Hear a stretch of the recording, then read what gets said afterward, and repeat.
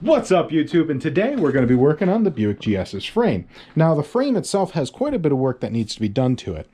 The very first thing is we need to strip everything off of it. All these mounts and stuff are all going to be replaced anyways, but they're all going to have to come out. And then once they're all out, we have to get all of these hoses, lines, everything. All of this has to come out. The suspension has to be removed, and we're actually going to use the posi traction suspension off of the Buick GS in place of the one that is on this frame, so that we have a little bit more power. And we'll see if we might be able to sell the old one.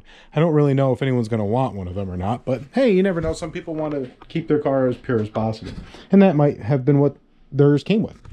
Anyways, the big thing, of course, is even though these frames are I think they're pretty good, but the horsepower that I want to end up putting through this thing, we're going to want to make it a little bit better.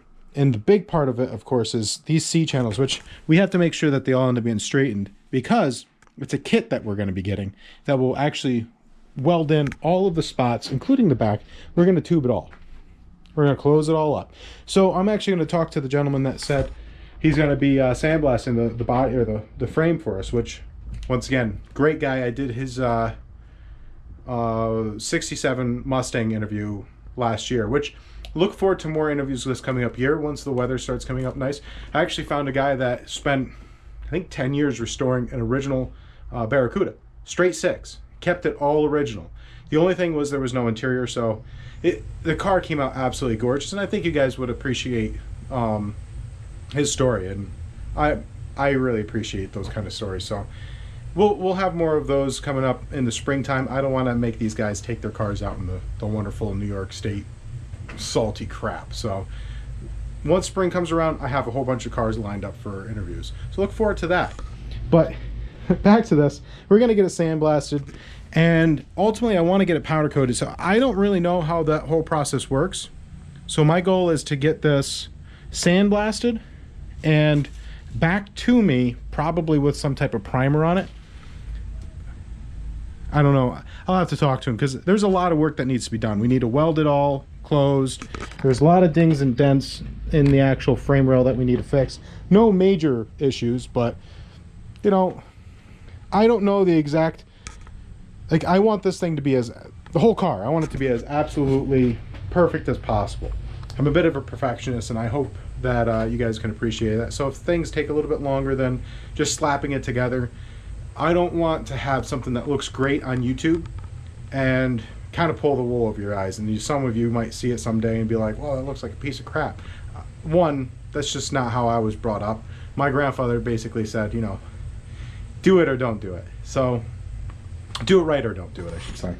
And there's just a lot of things that, like the welds, I understand that a lot of people would probably just leave that alone, but there's a lot of weld areas on this that don't look like they penetrated all the way.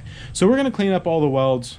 We're going to weld that all in. We're going to put a new mount. Actually, you'll see I have plans for that. You'll have to wait to see that.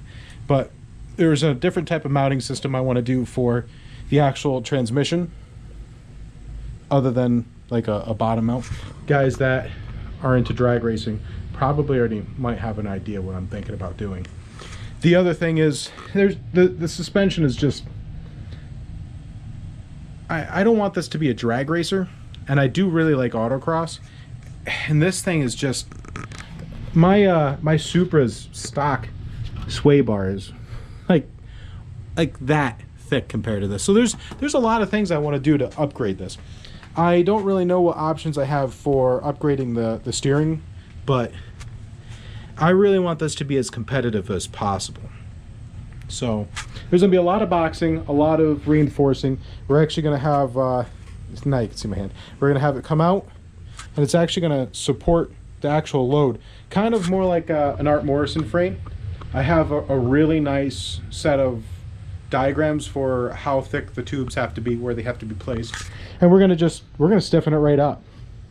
So I don't, as I said, I don't want it to be solely a drag racer, but man, it'd be awful sweet to be able to take this down a drag and just stomp on it.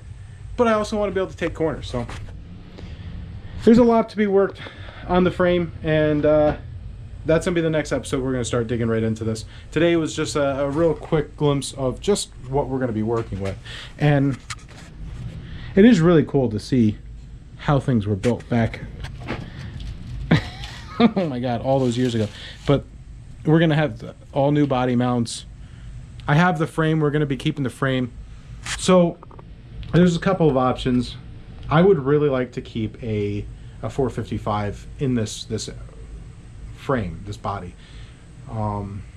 but I also want it to be a lot more modern. So I have a couple of ideas. I've been working on stuff in Autodesk Inventor, and ultimately